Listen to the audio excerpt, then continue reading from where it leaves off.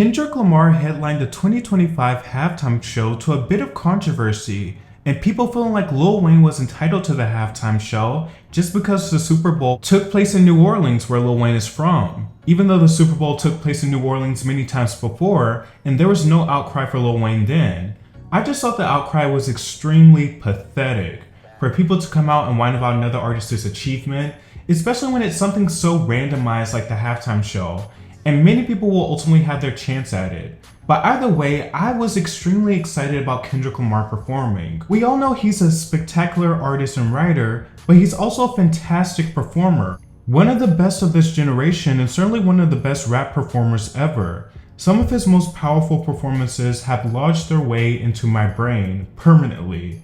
His Grammy performances especially come to mind. I think his powerful storytelling generally translates well to a live setting even more. So I had very high expectations for Kendrick Lamar, and I can't say I was disappointed. But there are some things that I wish were implemented or done a little better.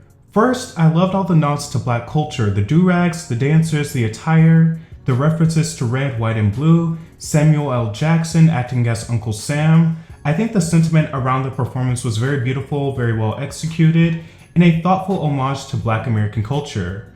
The performance was very slim on special guests, only SZA. His work wife and former label mate made an appearance. And honestly, while I thought All the Stars was a great stadium type of song, in the context of this performance, I don't think SZA's inclusion added much. Her part felt very anticlimactic. I also thought the show was very well paced, the show was beautifully shot as well, and the sets were nice. Now on to the parts I didn't like so much. I do feel like that at certain parts in this performance, Kendrick was just strolling along. His energy didn't seem as consistently high, especially considering some of his other performances and his track record. Another negative is the exclusion of Kendrick's career best and hits. Traditionally, the halftime show is about highlighting a full discography, and Kendrick's mostly stayed to his recent songs. He incorporated Humble and DNA, but the bread and butter for this show was his most recent hits, such as Luther, Squabble Up, TV Off. I wish there was an inclusion of Swimming Pools, Alright. Alright is a dead giveaway for a performance of this nature especially. Could have had Loyalty, Mad City, Don't Kill My Vibe. There are so many classics and crowd pleasers that should have been incorporated.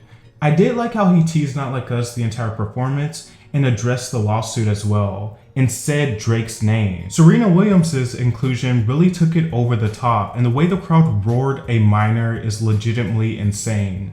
Not Like Us is the perfect type of diss song because it has replay value, but also is legitimately good.